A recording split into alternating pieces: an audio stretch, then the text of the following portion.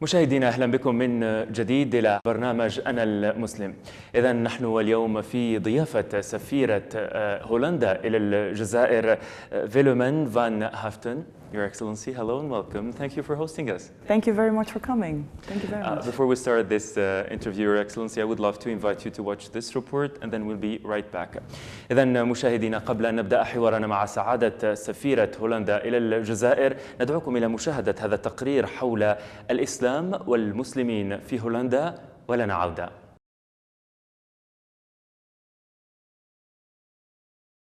مشاهدينا أهلا بكم من جديد. Ambassador, Muslims in Netherlands represent 5% of the total population, as a study mentioned, a study released by the government in 2013. Another study said that numbers of Muslims continue to increasing to reach 8% in 2020. I'm wondering, how are these numbers and statistics perceived in Netherlands?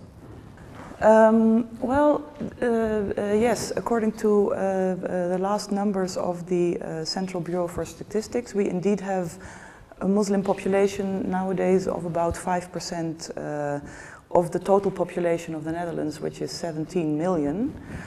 So this is about 850,000 people. Mm-hmm. They are integral part of the population of the Netherlands. Mm-hmm. What is important to remember, Mohammed, is that we have had for a long time relations with the Muslim world. Mm-hmm. As you know, maybe we are a very small country, mm-hmm. close to the sea, so we like to travel. We have started relatively early to travel, and our relations with Islamic countries go back at least 4 centuries, 400 years. And this has enriched our country.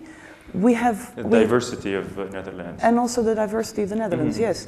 We have, for example, we were among the first, if not the first country who had, for example, a consulate general in Jeddah, in mm-hmm. what is nowadays Saudi Arabia, because at the time we were colonizing Indonesia. Mm-hmm. And we needed to make sure that Muslims from Indonesia could perform the Hajj. Mm-hmm. So we had to open a consulate general. We opened the consulate general very, very early on in our history. How about the new, the Muslim converted into Islam? How are they? What's their situation? How are they treated if compared with the Muslim community originally Muslim? Well. If you speak about treatment by the government, there's no difference. Mm-hmm. We have in the Netherlands, if you look at nowadays the Netherlands, we have no official state religion, so the government is keeping equal distance towards all different religions. Mm-hmm. So whether you are a Muslim or a Jew or a Buddhist, for the government makes no difference. Mm-hmm.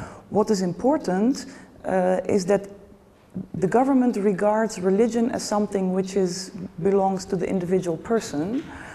And what is important is that we create a country and we continue to work to have a country where all these different people live together, work together, and mm-hmm. feel at ease together. How about Dutch people? What do they know about Muslims in Netherlands?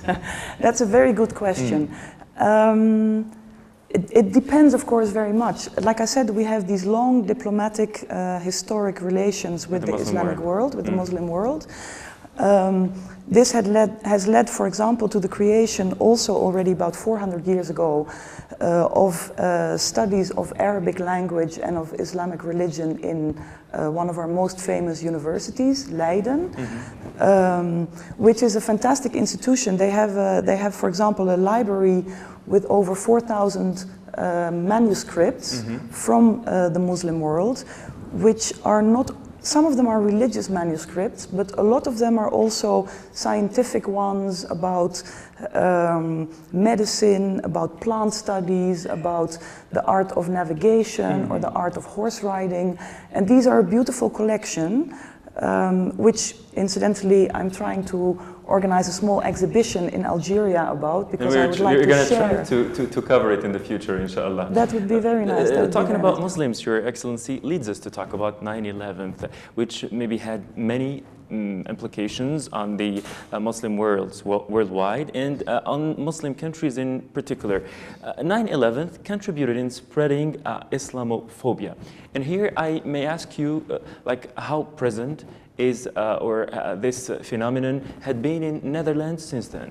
Yeah, for the Netherlands government, equal treatment and non-discrimination are really at the cornerstone of our country and of our society.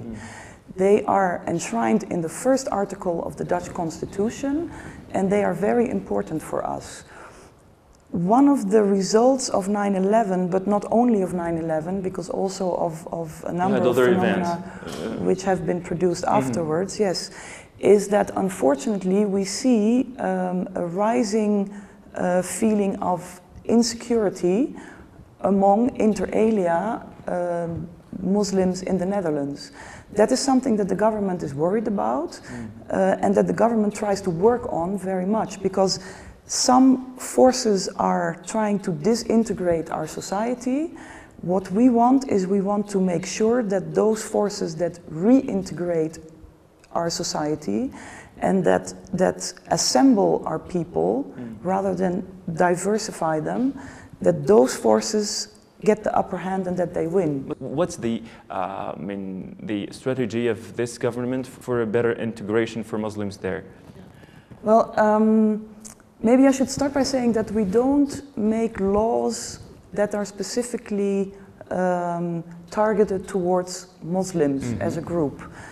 We have the Muslim population that I just talked about, these 850,000 people.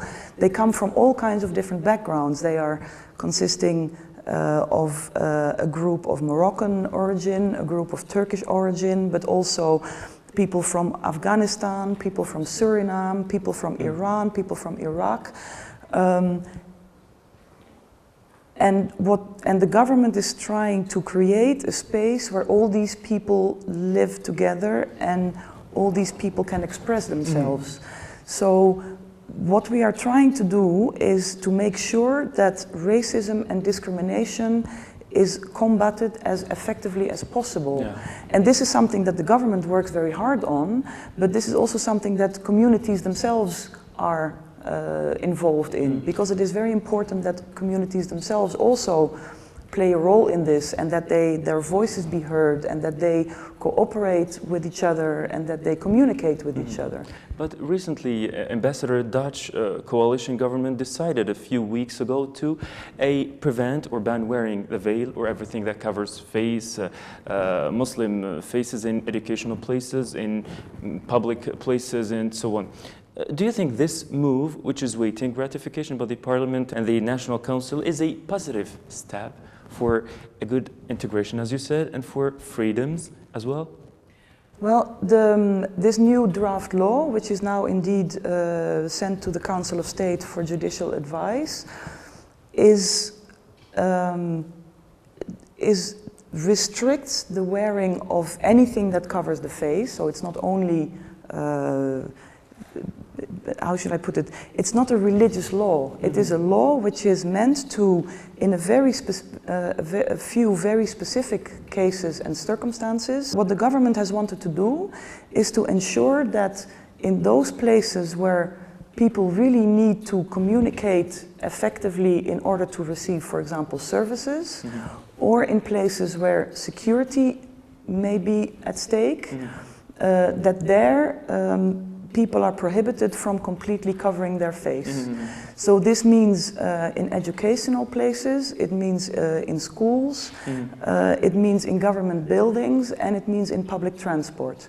But everywhere else, it is not a general ban on wearing. Ambassador, doesn't this reflect a certain fear of Islam or fear of the spread of this religion over Netherlands, for example, as many observers say? I don't think it does. No, I don't think it does. The law is not aimed only at Muslims, and those who are touched by it. I mean, there's already now, in actual practice in those places, when you go see a doctor, there are rarely incidents or problems. Because there are some who say that like it's a political thing, then it is religious. Yeah, I wouldn't put it that way. I don't think it is like that. And I really think that in trying to limit the circumstances where this law applies, the government has found the right balance between protecting everybody's freedom to wear whatever they want in almost every place they go, and protecting safety and protecting communication in a few very specific places. Yeah, do you think, Your Excellency, that the Parliament is going to towards the ratification of the banning of the veil? Again, it's not something about banning of the veil. It's about very specific. Yeah, I'm talking about that specific. Yes. That's up to the Parliament. We have to see. Okay. We don't know yet. Let's go back We to, don't know yet. you know, like here a saying of Ineke van der Waal. She is a Dutch researcher and a lecturer. She said that, I mean, attacks on mosques are increasing to have 11 to 13 attacks every year. How is the government going to deal with such issue? Yeah. This is another issue which we see in the whole set of circumstances that basically have been going on in the world, and not only in this region but also in Europe in recent times. We have about 500 mosques in the whole of the Netherlands. These attacks are, like I said, these attacks are acts of discrimination and of racism which are intolerable and which have to be fought against by all possible means. So what the government is trying to do is to do a lot of things at the same time, to address research into where exactly, under which circumstances are these attacks occurring, but also, for example, doing things like training the police so that the police reacts adequately. Because research shows not only that these attacks still occur, but they also show that the community surrounding the mosque, when they go to the police, they are disappointed by the reaction of the police. Now, this is something which we should ameliorate, which we should address. Yes, somehow. And that is what the government is working on really very hard, actually. As you said, Your Excellency, like integration requires two parts, like the government and sometimes like those people aim to be integrated. Talking about Muslims, like how are they? Like are they? I mean, their role in the society, like in the Dutch society. There are, among these 850,000 people, there are fantastic role models. There are fantastic, very positive role models. We have, and they are in all walks of society. They are represented. There are Muslim politicians. We have, for example, Parliament. In the Parliament, there's no official Muslim party, even though there would be nothing against establishment of such a party.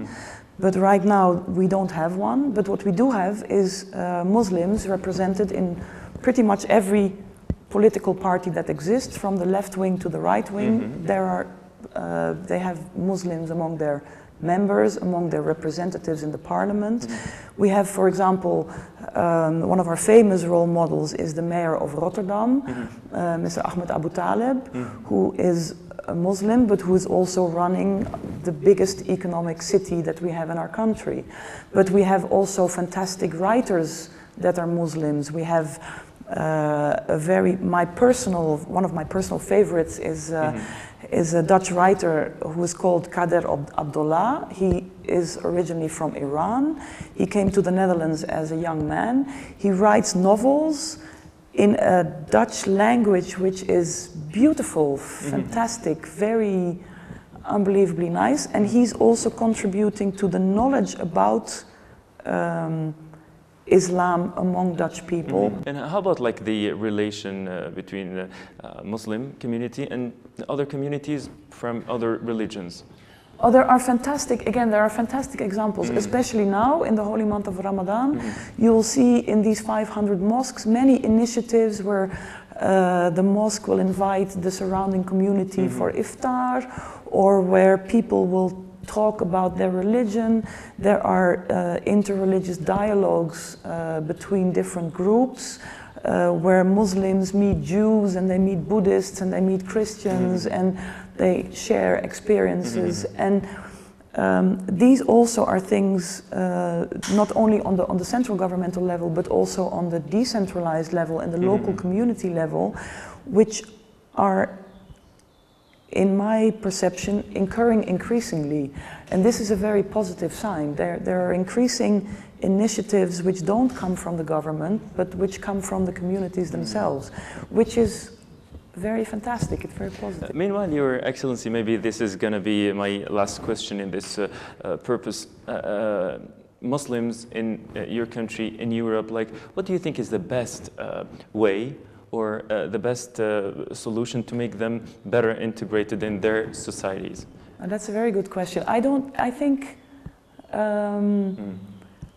think they are an integral and very much valued part of Dutch society, and they should stay that way. But in other countries? That's very... because in Netherlands, maybe, as you said, there are ups and downs for Muslims, and there are many many positive points for Muslims there in your country. But in other countries, maybe it's not the case. I know too little about other countries to be able to say anything like that. But what I really wish for not only Muslims in the Netherlands, but really also the whole of the population, is that we continue to learn from each other, and that we continue to accept each other, and that we continue also to claim our own rights, but also give to others those same rights. Because I really am convinced that that is the best way to achieve what we want, which is a Netherlands where everybody feels at ease and at home and happy, and with freedoms to live his or her life the way they want to. Your Excellency, maybe at the end of this interview, I would love to give you the opportunity to say something for Muslims in the Arab world, Muslim world, in Algeria, and our viewers, of course. What can I say? If you want to say it in Arabic, that would be great. صحة رمضانكم لكل الجزائريين. Eid Mubarak wa shukran. Thank you very much. It was a great pleasure having you with us, Your Excellency. Thank you very much, Mohammed, for coming. Thank you so much. مشاهدينا، إذن بهذا نأتي إلى ختام حلقة اليوم من برنامج أنا المسلم. نلتقي في عدد جديد آخر مع جالية مسلمة أو أقلية مسلمة أخرى تعيش وطنا آخرا لكنها ترفض أن تذوب فيها.